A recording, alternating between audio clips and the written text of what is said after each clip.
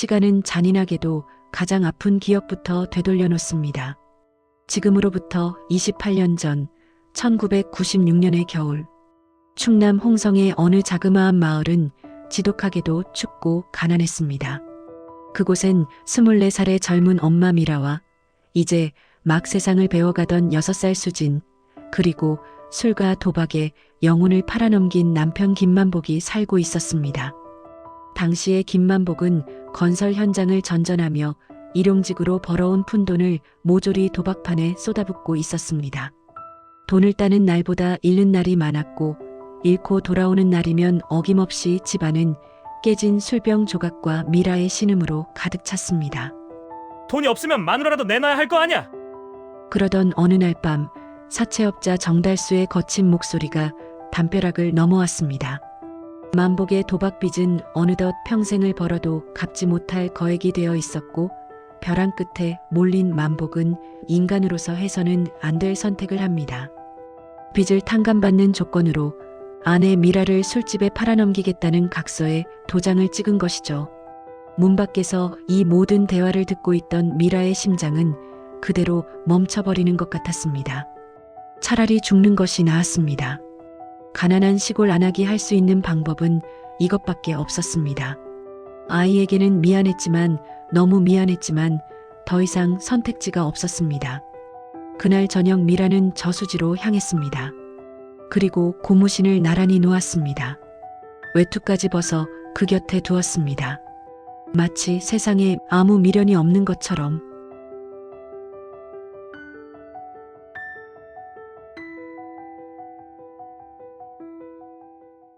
밤과 아침이 가장 치열하게 몸을 섞는 시간, 새벽 4시. 서울 마장동 축산시장 골목은 비릿한 피냄새와 차가운 금속성 기계음으로 가득 찬 아수라장이지만 그 소란의 끝자락엔 전혀 다른 세상이 존재합니다. 낡은 전구 하나가 졸린 눈을 비비며 켜지는 곳, 바로 수진이네 순두부입니다. 34살 수진 씨의 하루는 남들이 꿈속에서 가장 깊은 여행을 할 때 차가운 수돗물에 손을 담그며 시작됩니다. 가마솥 아래 장작불이 붙고 뽀얀 콩물이 끓어오르기 시작하면 가게 안은 순식간에 하얀 안개로 뒤덮입니다. 수진 씨는 그 안개 속에서 마치 신전을 지키는 사제처럼 경건하게 서 있습니다. 어제 저녁부터 정성껏 불린 콩들이 맷돌 사이에서 곱게 갈려 내려올 때 그녀는 눈을 감고 그 소리를 듣습니다. 잘 갈린 콩물은 소리부터 다르거든요. 서걱거리는 거친 소리가 사라지고 비단결처럼 부드러운 소리가 들릴 때 수진 씨의 입가엔 아주 작은 미소가 번집니다. 사실 그녀는 요리를 배운 적이 없습니다.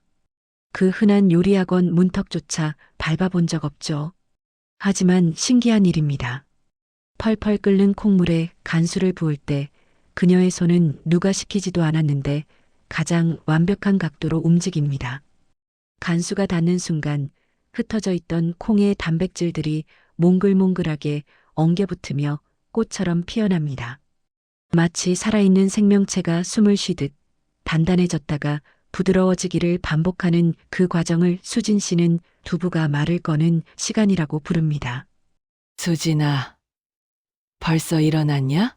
아이고, 이 지독한 거 몸 좀 사려가며 해. 안개를 헤치고 들어오는 건 옆집에서 생선전을 파는 순덕 아주머니입니다. 아주머니는 수진 씨가 갓 짜낸 뜨거운 비지 한 바가지를 건네면 그걸 소중하게 받아들며 아침 인사를 대신합니다. 시장 상인들 사이에서 수진 씨의 두부는 단순한 음식이 아닙니다. 공장에서 기계로 찍어내 매끈하기만 한 두부와는 차원이 다르죠. 투박하고 못생겼지만 한 입 베어 물면 혀끝을 타고 올라오는 묵직한 고소함과 뱃속 깊은 곳까지 데워주는 그 온기. 상인들은 그 맛을 보고 나서야 비로소 오늘 하루도 살아낼 힘을 얻습니다. 하지만 사람들은 모릅니다. 수진 씨가 왜 이토록 지독하게 두부에 매달리는지. 그녀의 기억은 늘 물에서 시작됩니다. 6살의 어느 추운 날 아버지는 저수지 둑 위에 놓인 엄마의 하얀 고무신을 보여주며 말했습니다. 내 엄마는 이제 저 물속으로 살러 갔다. 그 어린 나이에 수진 씨가 이해한 죽음은 차갑고 축축한 물의 이미지였습니다. 그날 이후 아버지는 노름판을 전전하며 엄마의 자리를 이름 모를 여자들로 채웠고 수진 씨는 집안의 유령 같은 존재가 되었습니다. 22, 낡은 가방 하나에 시장에서 주운 앞치마를 넣고 무작정 마장동으로 흘러들어온 수진 씨.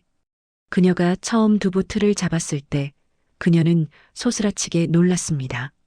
한 번도 해본 적 없는 일인데 손바닥에 닿는 나무틀의 감촉이 너무나 익숙했거든요. 적당한 무게로 돌을 눌러 물기를 빼고 따뜻한 온기가 남아있을 때 칼로 정성껏 써는 그 모든 동작이 마치 오래전부터 몸속에 각인된 본능처럼 터져 나왔습니다. 시장이 활기를 띠기 시작하는 아침 8시. 수진 씨의 가게 앞엔 벌써 긴 줄이 늘어섭니다. 수진 씨는 바쁘게 손을 움직이면서도 문득문득 가게 문 너머를 살핍니다. 혹시나 정말 혹시나 두부 냄새를 맡고 누군가 돌아오지는 않을까 하는 막연한 기대. 34년이라는 세월이 흘렀지만 그녀의 가슴속엔 여전히 저수지가에 홀로 서 있던 6살 소녀가 살고 있습니다. 오늘도 수진 씨는 갓 나온 두부 한 모를 손바닥 위에 올려봅니다. 뽀얗고 순결한 그 덩어리는 어쩌면 그녀가 엄마에게 하고 싶은 수만 가지 말들을 꾹꾹 눌러 담은 편지일지도 모릅니다. 세상에서 가장 고독한 손맛하지만 그 누구보다 따뜻한 진심을 담은 수진 씨의 하루가 그렇게 마장동의 푸른 새벽 위로 피어오릅니다. 새벽의 시퍼런 냉기가 물러간 마장동 시장 골목은 정오가 되면 전혀 다른 얼굴을 하고 나타납니다. 왁자지껄한 상인들의 호객 소리, 오토바이가 경적을 울리며 좁은 길을 비껴가는 소음, 그리고 여기저기서 피어오르는 맛있는 음식 냄새가 뒤섞여 그야말로 삶의 에너지가 폭발하는 시간이죠. 그 뜨거운 활기 한복판, 수진 씨의 가게도 점심 손님들로 발 디딜 틈이 없습니다. 좁은 식당 안은 뚝배기 깨지는 소리와 후룩거리는 국물 소리로 가득하죠. 그때였습니다. 낡은 미닫이 문을 경쾌하게 드르륵 열며 마치 이 골목의 칙칙한 색감을 단번에 바꿔놓을 것 같은 화사한 존재가 불쑥 걸어들어옵니다. 22살의 대학생 은경 씨. 식품영양학과 학생이자 SNS에서 꽤 이름난 맛집 탐방가인 그녀는 오늘도 보물찾기를 하듯 이 골목을 뒤지다 운명처럼 수진 씨의 가게 앞에 멈춰섰습니다. 화장기 없는 얼굴에 커다란 카메라를 메고 초롱초롱한 눈망울을 빛내며 은경 씨가 외칩니다.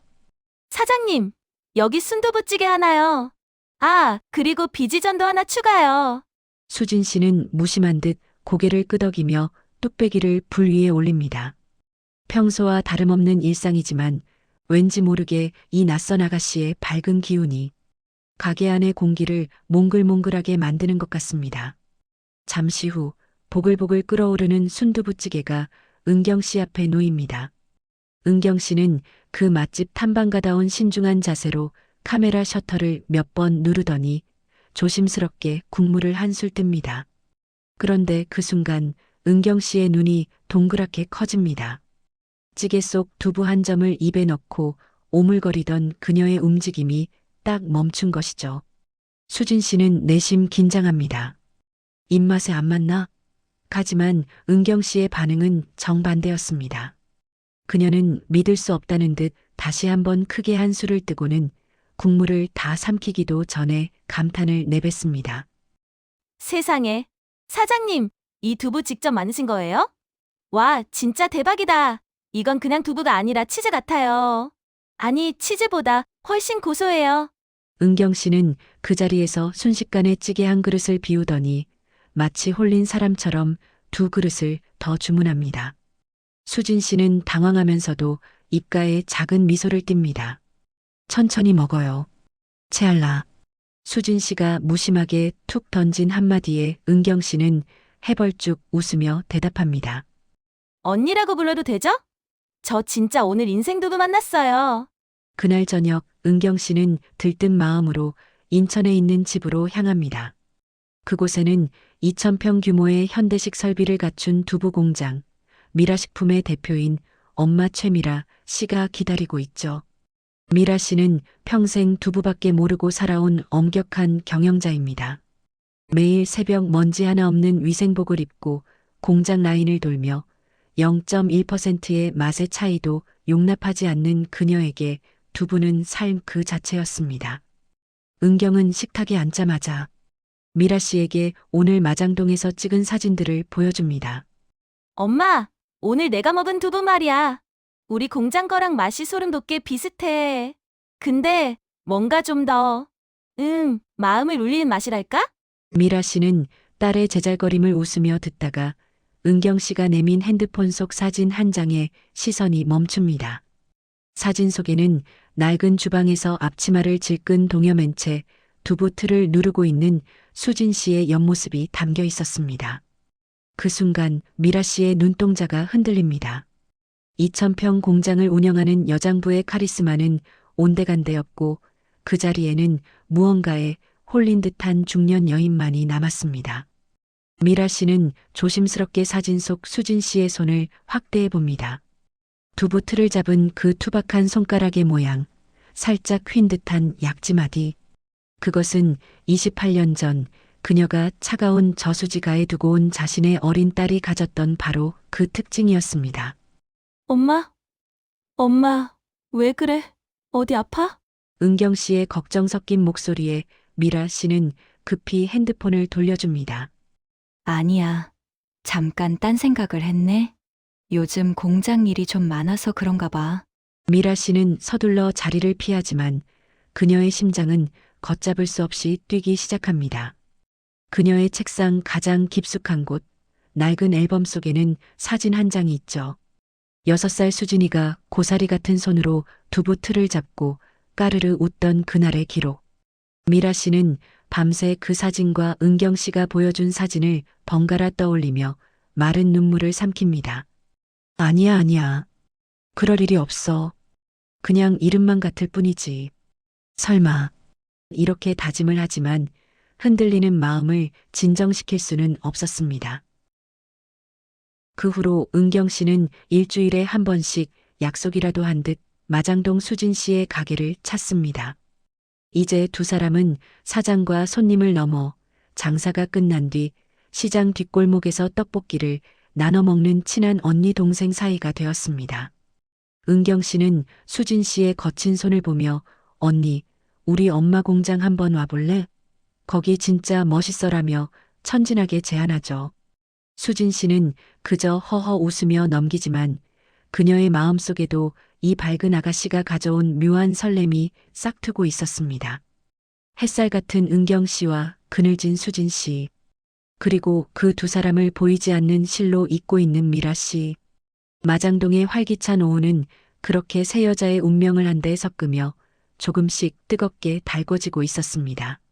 마치 가마솥 안에서 천천히 엉겨붙기 시작하는 뽀얀 순두부처럼 말이죠. 시간은 잔인하게도 가장 아픈 기억부터 되돌려 놓습니다. 지금으로부터 28년 전 1996년의 겨울, 충남 홍성의 어느 자그마한 마을은 지독하게도 춥고 가난했습니다. 그곳엔 24살의 젊은 엄마 미라와 이제 막 세상을 배워가던 6살 수진, 그리고 술과 도박에 영혼을 팔아넘긴 남편 김만복이 살고 있었습니다. 당시의 김만복은 건설 현장을 전전하며 일용직으로 벌어온 푼돈을 모조리 도박판에 쏟아붓고 있었습니다. 돈을 따는 날보다 잃는 날이 많았고 잃고 돌아오는 날이면 어김없이 집안은 깨진 술병 조각과 미라의 신음으로 가득 찼습니다. 하지만 미라는 견뎠습니다. 오로지 품 안에서 쌕쌕거리며 잠든 어린 수진의 숨소리 하나를 등불 삼아 그 칠흑 같은 어둠을 버텨냈습니다. 돈이 없으면 마누라라도 내놔야 할 거 아냐? 그러던 어느 날 밤 사채업자 정달수의 거친 목소리가 담벼락을 넘어왔습니다. 만복의 도박빚은 어느덧 평생을 벌어도 갚지 못할 500만 원이라는 거액이 되어 있었고 벼랑 끝에 몰린 만복은 인간으로서 해서는 안 될 선택을 합니다. 빚을 탕감받는 조건으로 아내 미라를 유흥업소에 팔아넘기겠다는 각서에 도장을 찍은 것이죠. 문 밖에서 이 모든 대화를 듣고 있던 미라의 심장은 그대로 멈춰버리는 것 같았습니다. 도망쳐야 했습니다. 하지만 돈 한 푼 없는 시골 안악이 아이를 데리고 갈 곳은 어디에도 없었습니다. 아이와 함께 잡히면 둘 다 죽는다는 공포가 그녀의 목덜미를 낚아챘습니다. 그녀는 결심했습니다. 아이를 이 지옥에서 살리기 위해 아이의 기억 속에서 자신을 지워버리기로 말이죠. 미라는 깊게 잠든 어린 수진의 머리맡에 앉아 마지막 인사를 건넸습니다. 수진아, 엄마가 미안해. 정말 미안해. 자고 있는 아이의 이마에 입을 맞추는 그녀의 입술이 경련하듯 떨렸습니다. 훗날 딸이 자기를 원망하더라도 최소한 짐승 같은 아버지의 빚 때문에 팔려가는 엄마를 보게 하고 싶지는 않았습니다. 그것이 그녀가 할 수 있는 마지막 사랑이었습니다. 그녀는 어둠을 뚫고 마을 뒤편 차가운 저수지로 향했습니다. 살을 에이는 듯한 겨울바람이 옷깃을 파고들었지만 가슴속의 불길보다는 차가웠습니다. 그녀는 저수지 둑 위에 자신의 낡은 하얀 고무신을 나란히 놓았습니다. 그리고 입고 있던 외투까지 벗어 그 곁에 두었죠. 마치 세상의 미련을 버리고 물속으로 걸어 들어간 사람처럼 보이도록 말입니다. 이제 최미라는 죽었다. 여기서부터는 유령으로 사는 거다. 그녀는 맨발로 혹은 찢어진 버선발로 가시덤불을 헤치며 산길을 달렸습니다. 발바닥이 찢기고 피가 흘러나왔지만 통증조차 느껴지지 않았습니다. 새벽 첫 기차를 타고 연고도 없는 인천 땅에 내렸을 때 그녀의 손에 쥔 것은 딸아이의 손때가 묻은 작은 손수건 한 장뿐이었습니다. 인천 부두의 허름한 여관에서 보름 동안 그녀는 깡소주로 끼니를 때우며 죽음을 생각했습니다. 하지만 그때마다 환청처럼 들리는 수진의 목소리. 엄마, 두부 냄새나. 그 목소리가 그녀를 다시 일으켰습니다. 그녀는 살기 위해 두부 공장 보조로 들어갔습니다. 남들이 쉬는 시간에도 뜨거운 콩물을 짜냈고 손등에 끓는 물이 튀어 진물이 흘러도 멈추지 않았습니다. 그렇게 28년 그녀는 최미라라는 이름을 버리고 오로지 미라식품 대표라는 단단한 껍질 속으로 자신을 가두었습니다. 하지만 매년 4월 3일 수진의 생일이 돌아오면 그 단단한 껍질은 여지없이 깨지곤 했습니다. 그녀는 아무도 모르게 기차역으로 나가 홍성행 티켓을 끊었습니다. 플랫폼에 앉아 기차가 들어오는 것을 보며 그녀는 수천 번을 망설였습니다. 가서 수진이를 데려올까? 아니야. 이미 죽은 엄마가 다시 나타나면 아이 인생은 어떻게 되겠어. 결국 기차는 떠났고 그녀는 승강장에 홀로 남아 찢어진 티켓 조각을 손에 쥔 채 아이처럼 울음을 터뜨렸습니다. 28년이라는 세월은 강물처럼 흘렀지만 미라의 시간은 여전히 그 차가운 저수지 둑 위에 놓인 하얀 고무신 곁에 머물러 있었습니다. 그녀가 만든 그 고소한 두부들은 사실 딸에게 전하고 싶었던 가장 절박한 사죄의 맛이었을지도 모릅니다. 운명의 수레바퀴는 때로 우리가 눈치채지 못할 만큼 아주 천천히 하지만 단 한 치의 오차도 없이 굴러옵니다. 마장동의 좁은 골목, 수진 씨의 작업대 위에는 낯선 두부 한 모가 놓여 있습니다. 은경 씨가 우리 엄마가 만든 거야라며 가져온 미라식품의 샘플이죠. 수진 씨는 무심코 그 두부를 잘라 입에 넣었습니다.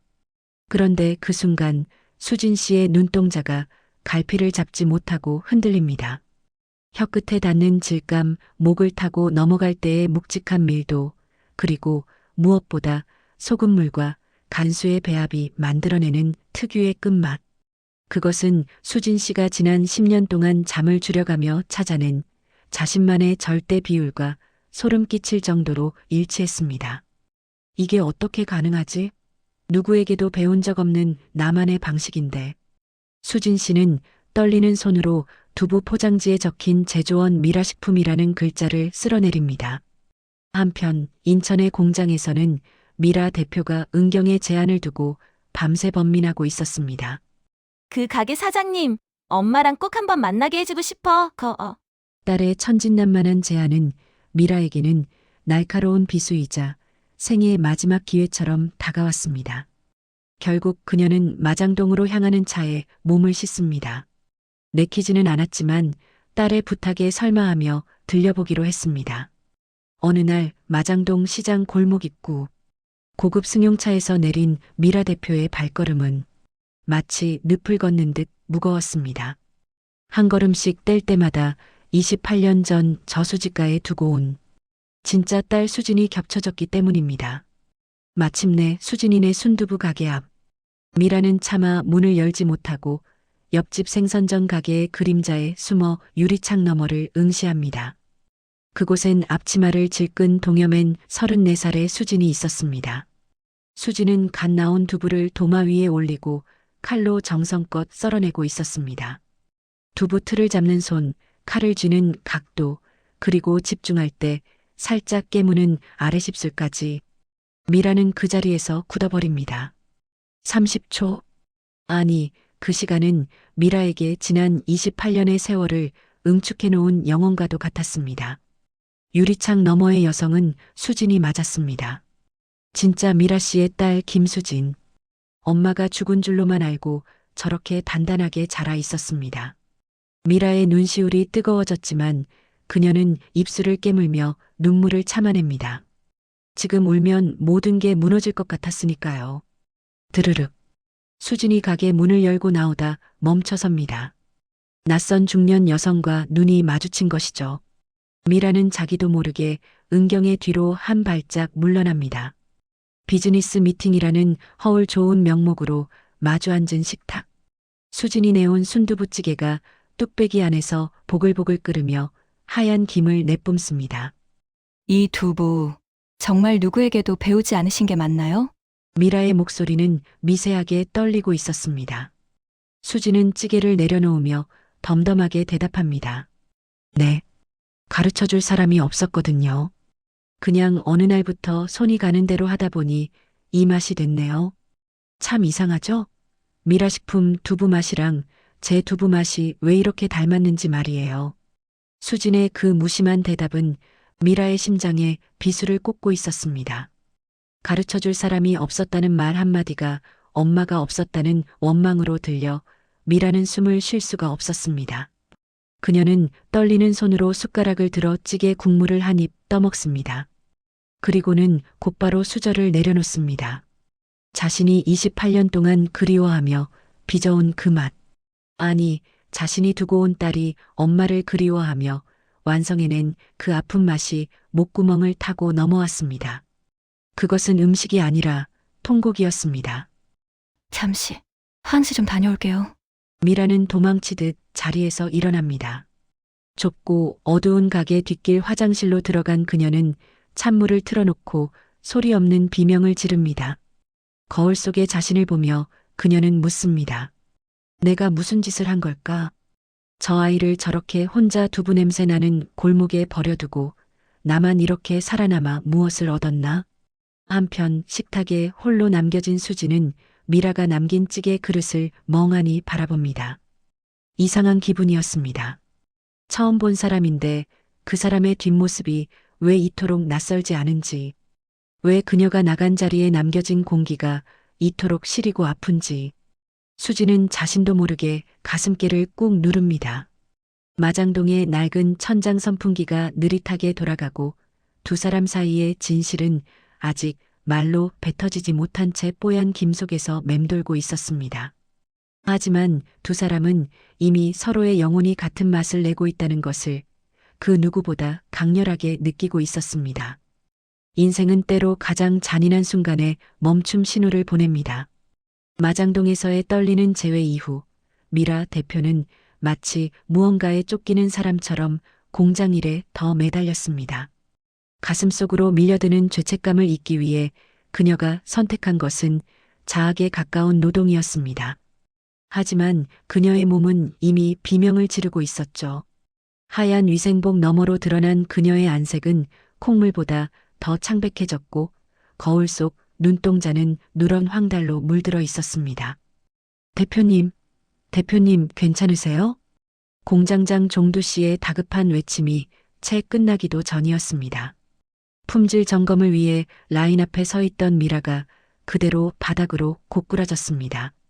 쇳덩이처럼 단단하게 공장을 일궈냈던 여장부의 쓰러짐은 공장 전체를 거대한 공포로 몰아넣었습니다.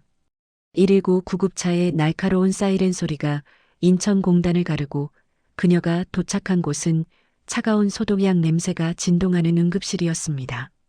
정밀 검사 결과는 참혹했습니다. 강경화 말기, 그리고 급격히 진행된 간부전. 담당 의사인 박재원 박사의 표정은 굳어 있었습니다. 이미 손을 쓰기엔 늦었습니다. 지금 당장 생체간 이식을 받지 않으면 길어야 6개월. 아니, 1년도 장담할 수 없습니다. 그 소식을 듣고 달려온 은경은 병원 복도에서 주저앉아 통곡했습니다. 제 간을 드릴게요. 제가 엄마 딸이잖아요. 당장 검사해 주세요. 은경의 절규는 병원 천장을 울렸지만 의학의 세계는 비정했습니다. 며칠 뒤 나온 조직 적합성 검사 결과는 불일치. 8년 전 가슴으로 낳은 딸, 피 한 방울 섞이지 않은 입양자녀라는 사실이 이 절체절명의 순간에 은경의 발목을 잡았습니다. 가족분 중에 다른 혈연 관계는 없으신가요? 혈연이 아니면 거부 반응 때문에 수술 자체가 불가능합니다. 의사의 질문에 산소호흡기를 낀 미라는 힘겹게 고개를 저었습니다. 없어요. 저에겐 가족이 은경이 하나뿐입니다. 그녀는 죽음의 문턱 앞에서도 수진의 존재를 부정했습니다. 아니, 부정해야만 했습니다. 평생 버려두었던 딸에게 이제 와서 간을 달라고 구걸하느니 차라리 이대로 눈을 감는 것이 마지막 속죄라고 생각했기 때문입니다. 미라는 창밖의 마른 나뭇가지를 응시하며 조용히 자신의 마지막을 준비하기 시작했습니다. 하지만 운명은 미라를 그렇게 쉽게 놓아주지 않았습니다. 은경으로부터 엄마가 위독하다는 소식을 전해 들은 수진이 병실을 찾은 것입니다. 수진은 문병객이라는 핑계를 대고 침대 끝에 서서 야위어가는 미라의 얼굴을 내려다보았습니다. 며칠 전 마장동에서 마주했던 그 당당하던 여장부의 모습은 온데간데 없고 그곳엔 그저 가녀린 노파 한 명이 가쁜 숨을 몰아쉬고 있었습니다. 이상한 일이었습니다. 분명 미라식품의 대표일 뿐인 사람인데 그녀의 가느다란 손목에 꽂힌 링거 바늘을 보는 순간 수진의 가슴 한구석이 칼로 베인 듯 아려왔습니다. 수진은 자신도 모르게 미라의 손을 잡으려다 멈칫합니다. 그때 잠든 줄 알았던 미라가 천천히 눈을 떴습니다. 두 사람의 시선이 허공에서 부딪힙니다. 미라의 눈에는 말로 다 할 수 없는 슬픔과 미안함, 그리고 갈구함이 서려 있었습니다. 수진 씨, 여기까지 어쩐 일로? 미라의 갈라진 목소리에 수진은 대답 대신 고개를 돌렸습니다. 은경이가 울면서 전화를 해서요. 거래처 대표님이 돌아가시면 우리 가게 두부 공급은 어떡하냐고 따지러 왔습니다. 그러니까 죽지 마세요. 차갑게 뱉은 말이었지만 수진의 목동은 가늘게 떨리고 있었습니다. 수진은 병실을 나와 곧장 박재원 박사의 진료실로 향했습니다. 선생님, 저도 검사해 주세요. 저분하고 저 혈액형이 같습니다. 박사는 의아한 표정으로 물었습니다. 가족이 아니시면 적합할 확률이 매우 낮습니다만 정말 하시겠습니까? 수진은 짧게 대답했습니다. 네, 그냥 확인하고 싶은 게 있어서요. 그날 오후 수진의 팔뚝에 주사바늘이 꽂히고 붉은 피가 뽑혀나갔습니다. 그 피 속에는 28년 전 저수지가에서 멈춰버린 진실의 암호가 담겨 있었습니다. 수진은 검사실 복도에 앉아 자신의 피가 담긴 시험관을 생각했습니다. 만약, 정말 만약에 그 사람과 내 피가 섞일 수 있는 사이라면 나는 그 사람을 어떻게 대해야 할까? 원망해야 할까? 아니면 이 지독한 운명을 함께 짊어져야 할까? 병원 복도의 시계는 무심하게 째깍거리며 흘러가고 하얀 병실의 정막 속에서 두 여자의 운명을 결정지을 잔인하고도 신비로운 피의 기록이 서서히 그 실체를 드러내려 하고 있었습니다. 하늘이 낮게 내려앉은 어느 오후 마장동 시장 골목에는 비릿한 비냄새가 감돌고 있었습니다. 수진 씨는 병원에서 돌아온 뒤로 줄곧 넋이 나간 사람처럼 보였습니다. 자신의 몸속을 흐르는 피가 그때였습니다. 야, 김수진, 너 이년 당장 안 나와. 가게 앞을 뒤흔드는 건 짐승의 포효 같은 목소리였습니다. 낡은 미닫이 문이 거칠게 열리고 술 냄새와 담배 찌든 내를 풍기며 한 남자가 들이닥칩니다. 바로 수진의 친부이자 미라를 지옥으로 밀어넣었던 만악의 근원, 김만복이었습니다. 사채업자들에게 쫓겨 벼랑 끝에 몰린 그는 딸이 시장에서 제법 장사가 잘 된다는 소문을 듣고 돈을 뜯어내기 위해 나타난 것이죠. 아버지, 여기가 어디라고 찾아와요? 당장 나가세요. 수진의 목소리가 파르르 떨립니다. 하지만 만복은 오히려 가게 안의 의자를 발로 차며 행패를 부립니다. 나갈 때 나가더라도 돈은 내놔야지. 네가 누구 덕에 태어났는데? 이 불효자씨가. 옆집 순덕 아주머니가 달려와 말려보지만 눈이 뒤집힌 만복을 막기엔 역부족이었습니다. 그때였습니다. 마침 외래 진료를 마치고 은경의 부축을 받으며 수진의 가게를 찾았던 미라가 골목 입구에 멈춰 섰습니다. 병색이 짙어 창백해진 미라의 눈에 28년 전 자신을 팔아넘기려 했던 그 지옥 같은 남자의 얼굴이 들어왔습니다. 미라는 온몸의 피가 거꾸로 솟구치는 기분을 느꼈습니다. 도망치고 싶었지만 다리가 바닥에 붙은 듯 움직이지 않았습니다. 김만복 역시 고개를 돌리다 골목 끝에 서 있는 미라와 눈이 마주칩니다. 만복의 눈이 경악으로 번득입니다. 아니, 당신 최미라? 28년 전 저수지에서 시신도 못 찾고 죽었다던 아내가 고급스러운 옷을 입고 눈앞에 서 있었습니다. 만복은 귀신이라도 본 듯 뒷걸음질 치다 이내 비열한 웃음을 터뜨립니다. 하하, 이거 봐라. 죽었다던 년이 팔자가 아주 늘어졌구먼. 야, 최미라, 너 아주 대단한 연극 배우였어? 신발 던져놓고 도망가서 어디서 이렇게 돈을 모았냐? 만복의 그 비릿한 외침이 시장 골목의 정적을 찢어놓았습니다. 가게 안에 있던 수진이 밖으로 뛰쳐나왔습니다. 그녀의 눈앞에는 사시나무 떨듯 떨고 있는 미라 대표와 승리감에 도취해 소리를 지르는 아버지가 있었습니다. 이게 무슨 소리예요? 엄마가 살아있었다니? 저분이 우리 엄마라고요? 수진의 물음은 허공에서 산산조각 났습니다. 만복은 수진의 어깨를 꽉 잡으며 미라를 가리켰습니다. 그래, 이연아. 내 애미 저기 있잖아. 너 버리고 도망가서 혼자 부자 돼서 잘 먹고 잘 살던 저 대단한 여장부가 바로 내 애미라고. 미라는 차마 딸의 얼굴을 보지 못하고 고개를 떨구었습니다. 수진아, 그게 아니라. 미라의 갈라진 목소리는 변명조차 되지 못했습니다. 은경 또한 충격에 빠져 미라의 팔을 잡고 있던 손을 힘없이 놓아버립니다. 8년 동안 단 한 번도 의심하지 않았던 완벽한 엄마의 과거가 가장 추악한 방식으로 폭로되는 순간이었습니다. 김만복은 이 절호의 기회를 놓칠 리 없었습니다. 그는 미라에게 다가가 삿대질을 하며 거액을 요구하기 시작합니다. 야, 최미라. 너 위장 익사한 거 경찰에 알리면 어떻게 될까? 보험 사기든 뭐든 너 인생 끝나는 건 한순간이야. 억울하면 1억 내놔. 그럼 내 조용히 사라져 줄 테니까. 수지는 그 아수라장 한복판에서 비로소 깨달았습니다. 자신이 평생 그리워했던 엄마의 맛, 그 두부의 간수배합이 왜 그렇게 같았는지, 왜 처음 본 미라의 뒷모습에서 눈물이 났는지, 모든 조각이 맞춰졌지만 그 대가는 너무나 가혹했습니다. 엄마는 나를 버렸고 아버지는 그런 엄마를 이용해 또다시 돈을 요구하고 있었습니다. 그만해. 둘 다 그만하라고. 수진의 절규가 빗방울과 섞여 골목에 울려 퍼졌습니다. 수진은 미라를 향해 떨리는 손가락을 치켜세웠습니다. 당신, 정말 내 엄마 맞아요? 죽었다고 속이고 저 사람 무서워서 나까지 버리고 도망간 거 정말 맞냐고.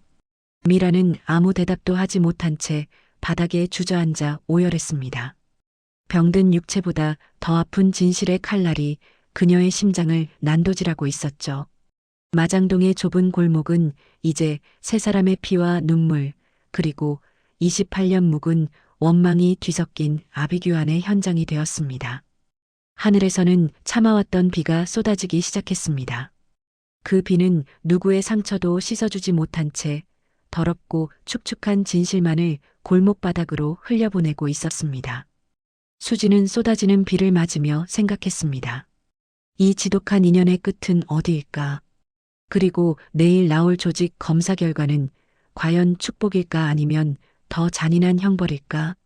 폭풍우가 지나간 뒤의 정적은 때로 폭풍 그 자체보다 더 무겁게 어깨를 짓누릅니다. 마장동의 좁은 골목을 적셨던 빗물은 마른 지 오래지만 그날 폭로된 진실의 파편들은 수진 씨의 심장 박동마다 날카롭게 박혀 들어왔습니다. 어머니가 살아있었다는 경이로움, 그리고 자신을 버렸다는 배신감. 하지만 그 모든 감정보다 수진 씨를 움직이게 한 것은 바로 결단이었습니다. 그녀는 더 이상 저수지 둑 위에 서 있던 나약한 6살 소녀가 아니었기 때문입니다. 수진 씨는 가장 먼저 예전에 자신을 도와주었던 사회복지사 류미경 씨를 찾아갔습니다. 그리고 수십 년 전 홍성에서 작성되었던 상담 기록과 아버지 김만복의 폭력 전과, 그리고 결정적으로 어머니 미라를 유흥업소에 팔아넘기려 했던 정황이 담긴 증언들을 낱낱이 수집하기 시작했습니다. 그것은 단순히 과거를 파헤치는 작업이 아니었습니다. 어머니가 왜 죽음을 가장하고 도망쳐야만 했는지, 왜 사랑하는 딸을 두고 맨발로 산길을 달려야 했는지, 그 처절했던 공포를 온몸으로 이해해가는 과정이었습니다. 그 사이 김만복은 미라의 병실을 제 집처럼 드나들며 행패를 부리고 있었습니다. 야, 최미라! 돈 좀 입했어? 내 인내심도 바닥이야! 산소호흡기에 의지해 가쁜 숨을 내쉬는 미라 앞에서 돈다발을 요구하는 그의 모습은 인간이라기보다 굶주린 짐승에 가까웠습니다. 은경은 무서움에 떨며 미라의 침대를 지키고 있었죠. 바로 그때 병실 문이 거칠게 열리며 수진 씨가 들어옵니다. 그녀의 손에는 두툼한 서류 봉투가 들려 있었습니다. 아버지, 아니 김만복 씨, 이제 그만하시죠. 수진 씨의 목소리는 얼음처럼 차갑고 단단했습니다. 만복이 비웃으며 다가오자 수진 씨는 수집한 증거들을 하나하나 그의 가슴팍에 내던졌습니다. 28년 전의 인신매매 미수 정황, 최근의 공갈 협박 증거물들, 당신이 엄마를 죽음으로 몰아넣었던 그날의 기록들입니다. 그리고 지금 당신이 하는 짓은 엄연한 범죄고요. 이미 검찰에 고발장 접수했습니다. 이제 곧 형사들이 올 거예요. 만복의 얼굴이 흙빛으로 변했습니다. 이 년이 미쳤나? 내가 내 애비야! 하지만 수진 씨는 흔들리지 않았습니다. 애비, 내 아버지는 28년 전 저수지에서 엄마와 함께 죽었습니다. 당신은 그저 내 앞길을 막는 범죄자일 뿐이에요. 수진 씨의 서슬 퍼런 선언과 동시에 대기하고 있던 형사들이 들이닥쳤고 비명을 지르며 끌려나가는 만복의 뒷모습을 보며 수진 씨는 비로소 평생을 짓눌러온 악몽에서 깨어난 기분을 느꼈습니다. 하지만 단죄는 시작일 뿐이었습니다. 이제 남은 것은 구원이었습니다. 수진 씨는 주저없이 박재원 박사를 찾아가 수술 날짜를 잡았습니다. 미라는 딸의 간을 받을 수 없다며 오열하며 거부했습니다. 수진아, 엄마는 그럴 자격이 없어. 차라리 죽게 놔두렴. 그게 내 벌이야. 수진 씨는 침대맡에 앉아 미라의 야윈 손을 처음으로 꽉 잡았습니다. 그리고 28년간 가슴속에 묻어두었던 말을 꺼냈습니다. 엄마, 내가 두부를 왜 만들었는지 알아? 누구한테 배운 적도 없는데 내 손이 멋대로 움직이더라. 그건 내 몸이 엄마를 기억하고 있었다는 뜻이야. 그러니까 살아서 사과해. 죽는 건 도망치는 거지 사과가 아니야. 내가 중간으로 1분 1초라도 더 살면서 평생 나한테 미안해하면서 그렇게 살아. 그게 엄마가 받아야 할 진짜 벌이야. 그 차갑고도 뜨거운 진심 앞에 미라는 딸의 품 등에 얼굴을 묻고 짐승 같은 울음을 터뜨렸습니다. 그것은 28년 만에 이루어진 모녀의 첫 포옹이자 비극의 끝을 알리는 신호탄이었습니다. 수술 전날 밤 미라는 병실 서랍 깊숙이 넣어두었던 낡은 흑백 사진 한 장을 수진 씨에게 건넸습니다. 사진 속 어린 수진이는 엄마와 함께 김이 모락모락 나는 두부 앞에서 세상을 다 가진 듯 웃고 있었습니다. 28년 동안 단 한순간도 내 몸에서 떼어놓지 않았던 내 영혼이다. 수진 씨는 사진 속 자신의 웃음을 보며 비로소 깨달았습니다. 엄마는 나를 버린 것이 아니라 나를 살리기 위해 자신의 인생을 저수지에 던졌던 것이라고. 병원의 하얀 복도를 지나 수술실로 향하는 두 개의 침대. 두 사람의 손은 약속이라도 한 듯 꽉 맞잡아져 있었습니다. 7시간에 걸친 대수술.